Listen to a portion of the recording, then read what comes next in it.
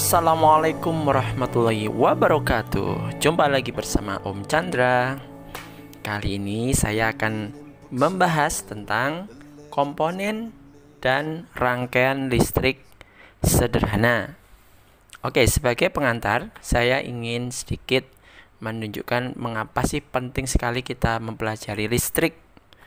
Nah, kita tahu sendiri, kita coba bisa nggak bayangkan dengan kondisi sekitar kita tanpa ada listrik.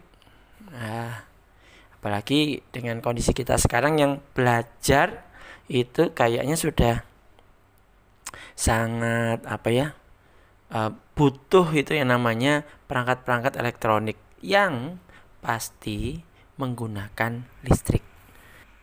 Agar kita bisa memahami bagaimana pemanfaatan listrik, maka perlu kita ketahui terlebih dulu apa saja sih komponen listrik dan bagaimana rangkaian listrik yang sederhana. Oke, let's check it out. Baik, kita kenalan dulu sama si listrik. Ya, yang pasti nggak kayak gini juga ya. Kenalannya ini namanya kesetrum ya, ini bukan kenalan ya. Baik, pada listrik itu ada dua jenis. Kalau ini berdasarkan jenis alirannya ya. Jenis listrik yang pertama yaitu listrik AC. AC di sini artinya alternating current ya, bukan air conditioner pendingin ruangan ya, bukan. Jadi listrik AC atau arus listrik bolak-balik. Aliran listrik AC tidak memiliki kutub positif maupun negatif. Sumber listrik AC antara lain dinamo dan generator. Jenis listrik yang kedua yaitu listrik DC, direct current, adalah arus listrik yang mengalir searah, yaitu dari kutub positif ke kutub negatif, ke kutub negatif. Sumber listrik DC berasal dari baterai dan aki. Tulisannya acu ya, aki. Nah, nanti di pertemuan-pertemuan berikutnya di kelas 6 SD itu menggunakan sumber listrik DC ya. Ini yang sering akan kita gunakan. Apa itu? Yaitu baterai. Oke. Berikutnya, suatu lintasan yang dapat dialiri oleh muatan listrik itu disebut rangkaian listrik sederhana ya. Jadi lintasan yang dapat dialiri oleh muatan listrik disebut rangkaian listrik sederhana. Terdiri dari komponen listrik. Ada dua komponen utamanya, yaitu komponen pemasok energi listrik, misal baterai, dan komponen pengguna energi listrik, misal lampu. Rangkaian listrik sederhana ini seringkali kita gunakan dalam kehidupan sehari-hari kita. Dalam dunia elektronika, hal ini bukanlah hal yang asing lagi. Syarat listrik dapat mengalir dalam suatu rangkaian itu ada 3 syarat. Ada sumber energi listriknya, semisal baterai. Ada komponen pengguna energi listrik. Ya, ada komponen pengguna energi listrik, misal lampu, atau bisa juga resistor atau hambatan ya. Resistor atau hambatan. Yang ketiga, rangkaian tersebut haruslah rangkaian tertutup. Dalam gambar berikut ini menunjukkan rangkaian terbuka sehingga tidak ada arus listrik yang mengalir. Yang mana sih membuktikan bahwa itu rangkaian terbuka? Coba perhatikan yang saya lingkari ini. Nah, di situ lempengan logam yang di bagian atasnya dengan lempengan logam yang di bagian bawahnya tidak saling terhubung.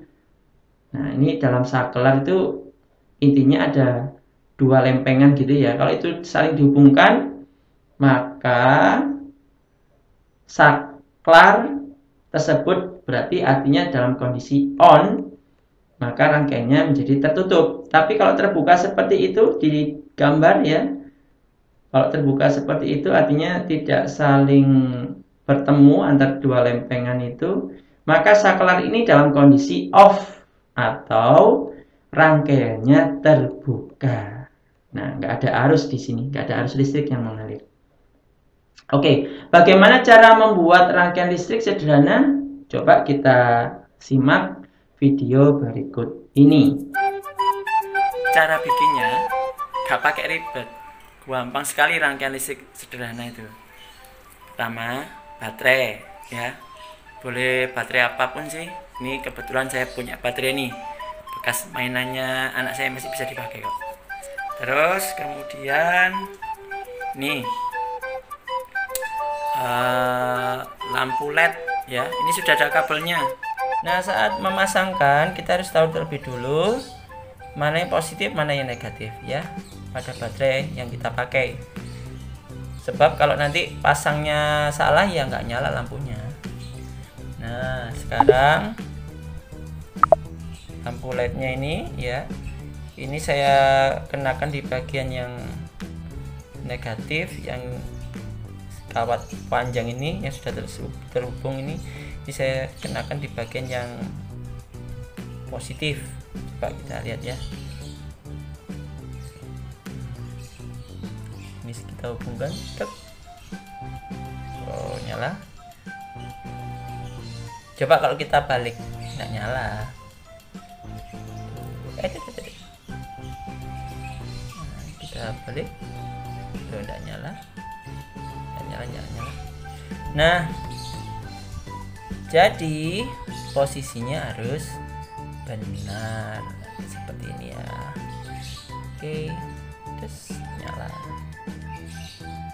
Kawat ini saya memang sengaja nggak pakai saklar karena saklarnya yang nggak ada. Tapi dengan cara seperti ini kita sebenarnya sudah bikin saklar loh. Ini sebagai saklarnya. Selama logam dari kawat ini tidak terhubung ke kutub positif ya, ini kan tadi negatif ini positif ya. Selama tidak terhubung, maka ini disebut rangkaian yang terbuka. Tapi kalau terhubung seperti ini ibarat saklar nyala ya. Nah, ini disebut rangkaian tertutup, sehingga arus listrik mengalir dan menuju ke pengguna listrik, yaitu lampu pun menyala. Oke, seperti itu. Gampang sekali bikin rangkaian listrik sederhana. Rangkaian listrik sederhana juga dapat dibagi menjadi dua macam, yaitu seri dan paralel.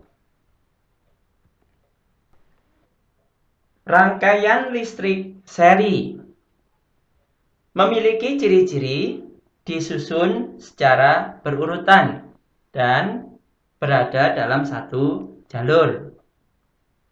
Ini menyebabkan penggunaan kabel menjadi lebih irit, tetapi nyala lampu menjadi redup. Pada gambar tersebut tampak lampu dipasang secara seri. Oleh karena itu, ini disebut rangkaian listrik seri pada lampu. Sebenarnya baterai pun bisa disusun secara seri, tetapi dalam pembahasan kali ini hanya menunjukkan lampu yang disusun secara seri. Jika salah satu lampu mati, maka lampu yang lainnya mati juga. Atau jika salah satu lampu diambil, maka lampu yang lain menjadi mati. Rangkaian listrik paralel. Pada gambar berikut ini disajikan rangkaian listrik paralel pada lampu. Memiliki ciri-ciri disusun secara bercabang dan tiap lampu berada di jalur yang berbeda. Pada gambar berikut ini disajikan rangkaian listrik paralel pada lampu. Memiliki ciri-ciri disusun secara bercabang dan tiap lampu berada di jalur yang berbeda. Pada gambar berikut ini disajikan rangkaian listrik paralel pada lampu. Memiliki ciri-ciri disusun secara bercabang dan tiap lampu berada di jalur yang berbeda. Ini mengakibatkan banyak kabel yang dibutuhkan untuk membuat rangkaian listrik paralel dibandingkan rangkaian listrik seri. Tetapi nyala lampu menjadi lebih terang. Ini karena tegangan yang masuk di tiap lampu memiliki besar yang sama. Keuntungan yang lainnya adalah jika salah satu lampu mati atau diambil, maka lampu yang lain tetap menyala. Ini karena arus listrik yang berhenti mengalir hanya terjadi pada lampu yang mati atau sudah diambil tersebut. Terima kasih. Silakan share jika video ini bermanfaat. Semoga sedikit pengetahuan ini bisa bermanfaat untuk banyak orang. Wassalamualaikum warahmatullahi wabarakatuh.